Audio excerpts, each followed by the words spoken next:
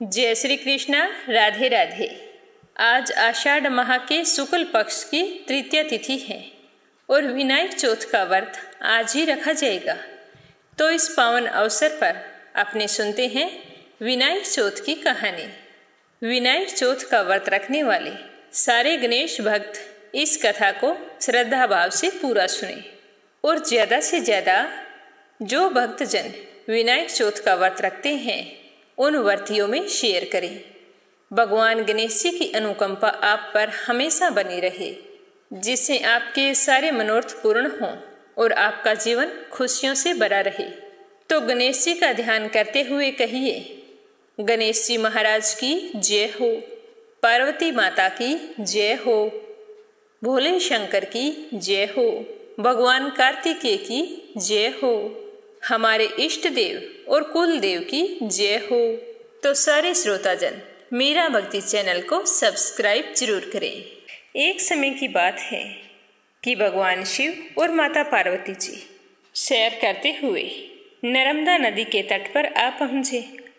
वहाँ पर सुंदर दृश्य देखकर माँ पार्वती शिव जी से कहने लगी कि स्वामी, हम यहाँ पर कुछ समय के लिए रुक जाते हैं, देखो कितना सुंदर दृश्य है। तो भोलेनाथ कहने लगे कि ठीक है। तो इस तरह विचार करके दोनों नर्मदा नदी के तट पर बैठ गए। वहाँ माता पार्वती जी बैठी बैठी भगवान शिव जी से कहने लगी कि स्वामी, समय व्यतीत नहीं हो रहा है, मैं यहाँ पर रुकना तो चाहती हूँ पर मेरा मन नहीं लग रहा। अपनी ऐसा करते हैं कि चौपड़ पासा खेलते हैं। तो भगवान शिव जी चौपड़ खेलने के लिए तैयार हो गए, परंतु माँ पार्वती जी कहने लगी कि हम चौपड़ पासा तो खेलेंगे, परंतु इस खेल में हमारी हार जीत का फैसला कौन करेगा। तो पार्वती की बात सुनकर भगवान शिव ने कहा कि तुम्हारी बात तो ठीक है, हमारी हार जीत का फैसला कौन करेगा। तो इस तरह शिव पार्वती जी सोचने लगते हैं। तभी शिव जी कुछ तिनके एकत्रित करके उसका एक पुतला बनाकर उसमें जान फूंक देते हैं और पुतले से कहते हैं कि बेटा, हम चौपड़ खेलना चाहते हैं, परंतु हमारी हार जीत का फैसला करने वाला कोई नहीं है, इसीलिए ये तुम ही को बताना है कि हम दोनों में से कौन हारा है और कौन जीता है। तो शिव जी की बात सुनकर उस लड़के ने कहा कि ठीक है, और वह वहाँ पर बैठ गया। शिव पार्वती के खेल को देखने लगा। भगवान शिव और माता पार्वती जी ने चौपड़ का खेल शुरू किया।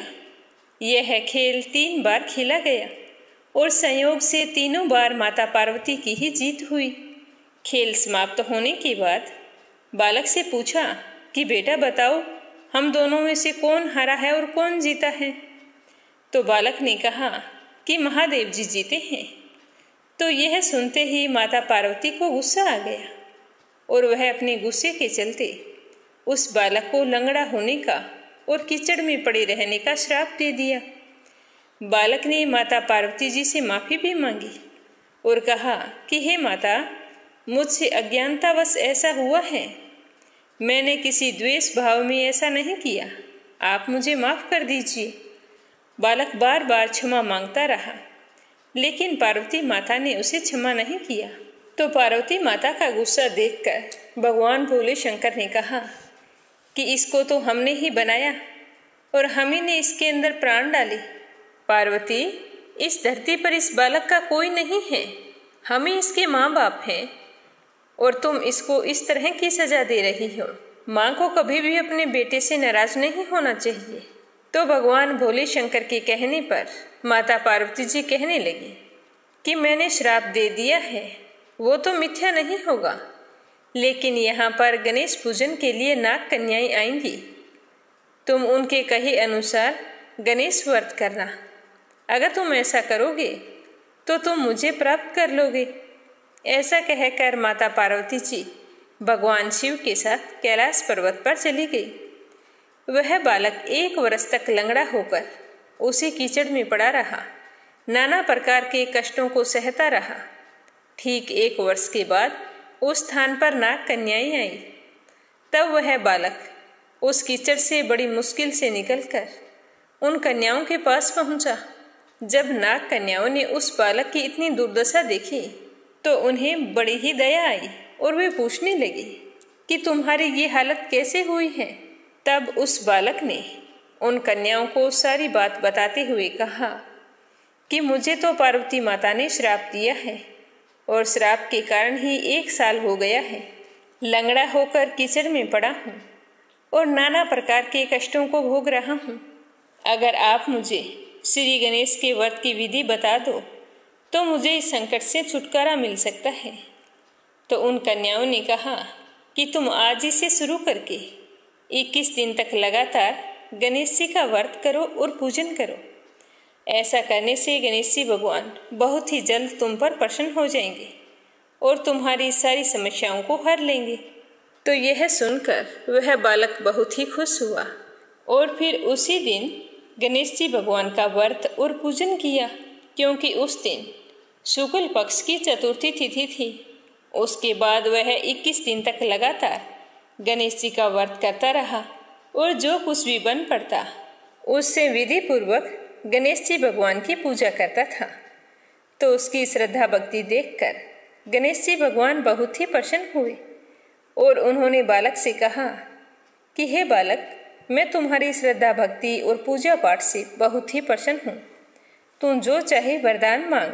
तो इस तरह साक्षात गणेश जी भगवान को अपने सामने पाकर वह बालक बहुत ही खुश हुआ। पहले तो उसने हाथ जोड़कर गणेश जी भगवान को प्रणाम किया और फिर कहने लगा कि हे भगवान, आपके दर्शन हो गए, मैं तो धन्य हो गया हूँ। हे गणेश जी, मेरी हालत देखो, मैं किस तरह से 1 साल से कीचड़ में पड़ा हूँ, नाना प्रकार के कष्टों को भोग रहा हूँ।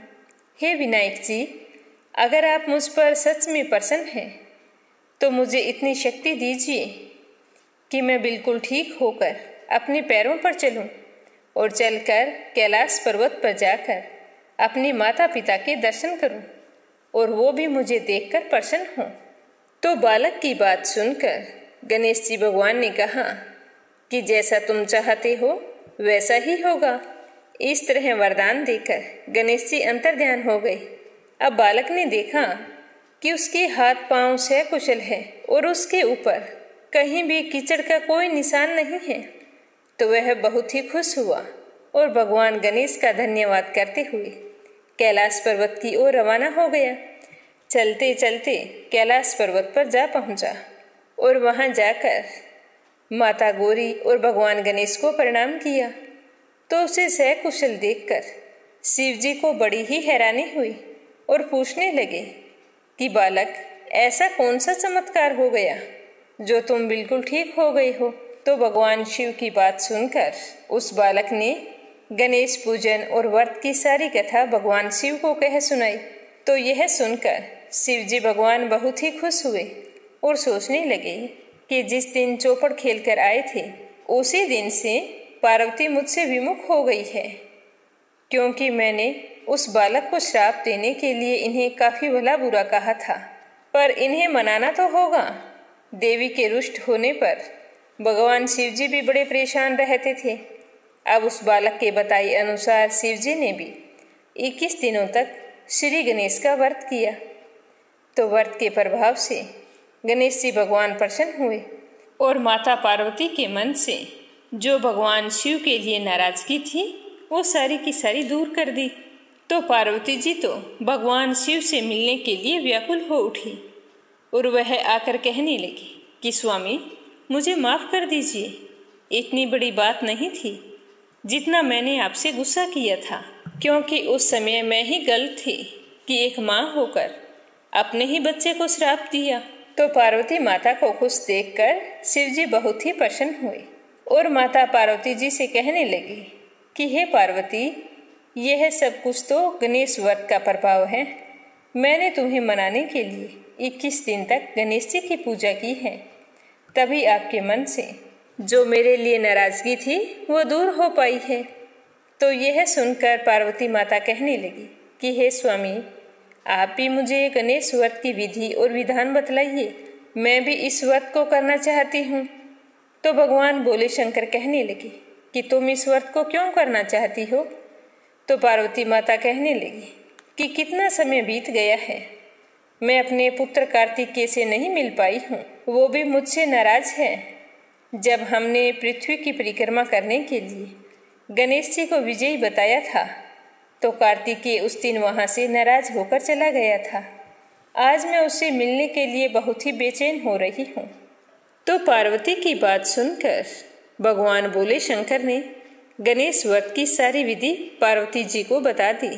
पार्वती माता ने उसी दिन से 21 दिन तक श्री गणेश जी के व्रत और पूजा पाठ का संकल्प किया। फिर अपने संकल्प के अनुसार गणेश जी का व्रत करने लगी। दूर्वा, फूल और लड्डुओं से गणेश जी का पूजन अर्चन करती और बड़े प्यार से भोग लगाती। तो यह देखकर 21वें दिन गणेश जी भगवान बहुत ही प्रसन्न हुए और पार्वती माता को आशीर्वाद दिया। तो उसी दिन कार्तिकेय स्वयं अपनी माता पार्वती से मिलने आ पहुँचे। तो कार्तिकेय को अपने सामने देखकर माता पार्वती जी बहुत ही प्रसन्न हुई और मन ही मन गणेश जी भगवान का धन्यवाद करने लगी। कहा जाता है कि उसी दिन से श्री गणेश चतुर्थी का यह व्रत सारी मनोकामनाओं को पूर्ण करने वाला होता है। इस व्रत को करने से मनुष्य के सारे कष्ट दूर हो जाते हैं और अपने जीवन में समस्त सुखों का भोग करता हुआ अंत में व्यक्ति मोक्ष धाम को जाता है। बोलो गणेश जी महाराज की जय हो। हर महीने शुक्ल पक्ष में आने वाली चतुर्थी को विनायक चतुर्थी के नाम से जाना जाता है और यह चतुर्थी भगवान श्री गणेश को समर्पित है। इस दिन व्रत रखकर श्री गणेश की पूजा अर्चना करने से घर में सुख समृद्धि, धन दौलत और आर्थिक संपन्नता के साथ साथ ज्ञान और बुद्धि की भी प्राप्ति होती है। लेकिन इस दिन एक बात का ध्यान रखना होता है कि शुक्ल चतुर्थी को व्रत रखें तो चंद्रमा के दर्शन भूल कर भी ना करें। चंद्रमा के दर्शन कृष्ण पक्ष में आने वाली चतुर्थी तिथि को किए जाते हैं। इस व्रत में सिर्फ गणेश पूजन करके ही अपने व्रत का पालन किया जाता है। श्री गणेश को विघ्नहर्ता भी कहा जाता है। विघ्नहर्ता हमारे सभी दुखों को हरने वाले देवता। तो अब एक कहानी गणेश जी भगवान की ओर सुनते हैं, तो प्रेम भाव से सुनते रहिए और कमेंट बॉक्स में गणेश जी भगवान का जयकारा लगाकर इस कथा को ज्यादा से ज्यादा शेयर करें ताकि भगवान श्री गणेश का आशीर्वाद आप सब पर हमेशा बना रहे। बोलो गणेश जी महाराज की जय हो। प्राचीन समय की बात है, एक बहुत बड़ा नगर था। उस नगर में एक बूढ़ी माई रहती थी। उसके 2 बेटे थे। दोनों धन कमाने के लिए परदेश गए हुए थे। वह बूढ़ी माई गणेश जी की परम भगत थी। रोजाना सुबह जल्दी उठती, स्नान आदि से निवृत्त होकर सबसे पहले गणेश जी भगवान की पूजा करती। लेकिन पूजा करने के लिए उसके पास कोई गणेश जी की मूर्ति नहीं थी। वह रोजाना मिट्टी का गणेश जी बनाती और फिर उसकी पूरी प्रेम भाव से सेवा किया करती थी।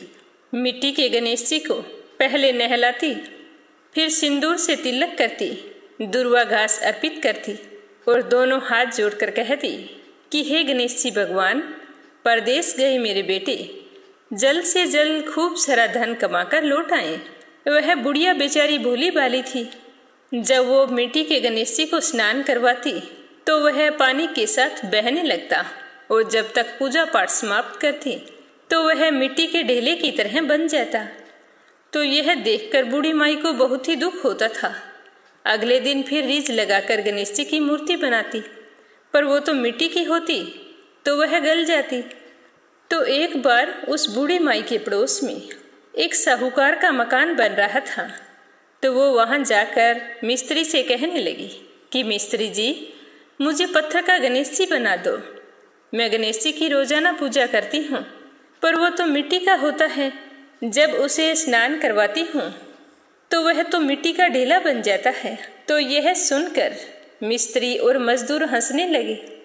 मिस्त्री कहने लगा कि मैं तुम्हारे लिए पत्थर का गणेश जी बनाऊंगा तो उतने समय साहूकार का कोई काम पूरा करूंगा। तुम्हें पता है, तुम्हारे लिए गणेश जी की मूर्ति बनाने लग गया और साहूकार आ गया तो मुझे काम से निकाल देगा। तुम यहाँ से जाओ, मैं तुम्हारा ये काम नहीं कर सकता। तो बूढ़ी माई बहुत ही दुखी हुई और कहने लगी कि राम करे ये तुम्हारी दीवार कभी पूरी ना हो। तो बुढ़िया तो यह कहकर चली गई। अब मिस्त्री दीवार बनाते तो दीवार बिल्कुल टेढ़ी हो जाती और थोड़ी ही देर बाद में वो अपने आप गिर जाती। तो इस तरह करते करते सुबह से शाम हो गई। तो शाम को साहूकार वहाँ पर आया और पूछने लगा कि आज आपने क्या काम किया है? मुझे तो कोई भी काम किया हुआ दिखाई नहीं देता। आप इस तरह काम करोगे तो तुम्हें मजदूरी कौन देगा? तो मिस्त्री कहने लगा कि साहूकार जी, मैं आपको क्या बताऊं, आज सुबह एक बुढ़िया आई थी। वो कह रही थी कि मुझे पत्थर का गणेश जी बना दो।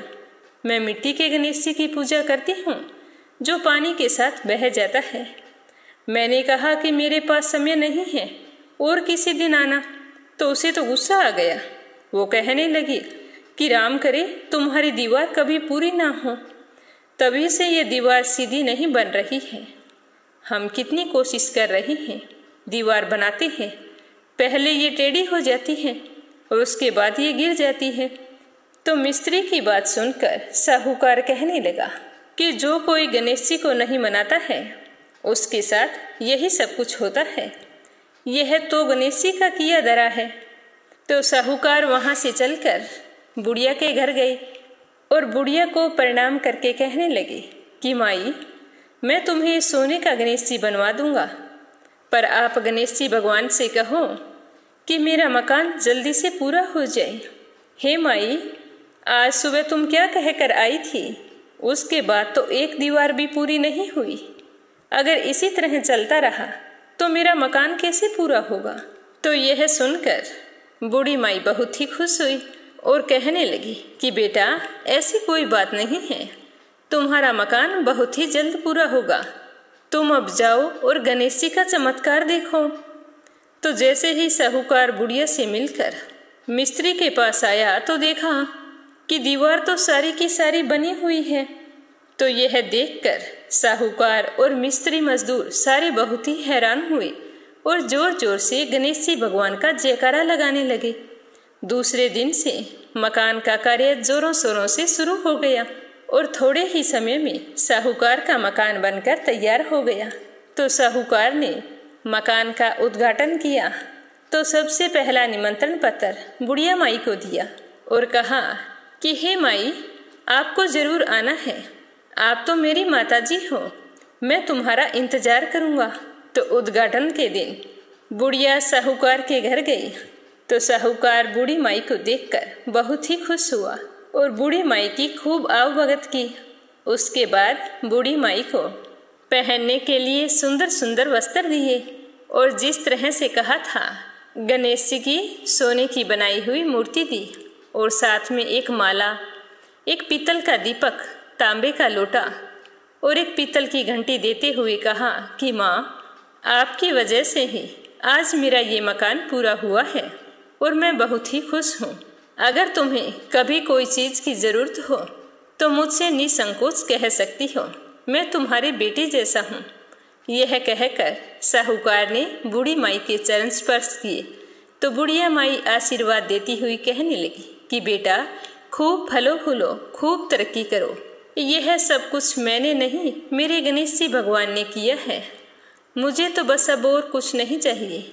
मैं तो चाहती हूँ कि मेरे बेटे परदेश गए हैं और वो जल्दी से घर आ जाए। बूढ़ी आंखें अपने बेटों को देखने के लिए तरस गई है। तो साहूकार की खूब चलती थी। उसने बुढ़िया माई के कहने पर परदेश में पता करके बुढ़िया के दोनों बेटों को बुलवा लिया और अपने यहाँ काम पर रख लिया। तो बुढ़िया माई अपने बेटों के वापस आ जाने पर बहुत ही खुश हुई। फिर उनका विवाह कर दिया। घर में 2 बहुएं आ गई और समय के साथ बुढ़िया के पोती पोते हो गए। इस तरह गणेश जी भगवान की पूजा करने से बुढ़िया का घर सुखी, संपन्न और हरा भरा हो गया। बुढ़िया माई बहुत खुश रहने लगी और रोजाना अपने सोने के गणेश जी की पूजा करती और माला से गणेश जी के नाम लेती, घंटी बजाकर गणेश जी का स्वागत करती और जल से भरे हुए कलश से सूर्य भगवान को अर्घ्य देती। तो भगवान की कृपा से बुढ़िया माई अपने जीवन के समस्त सुखों का भोग करती हुई अंत में मोक्ष धाम को गई। हे गणेश जी महाराज, जैसा आपने बुढ़िया को दिया वैसा सबको देना जो भी आपकी इस कथा को सुने, सुनाए या फिर हुंकारे भरे, उसकी सारी मनोकामनाएं पूर्ण करना। बोलो गणेश जी महाराज की जय हो। कथा सुनकर आपको कैसा लगा कमेंट करके जरूर बताना। भगवान गणेश का आशीर्वाद आप सब पर हमेशा बना रहे। जय श्री कृष्णा। राधे राधे।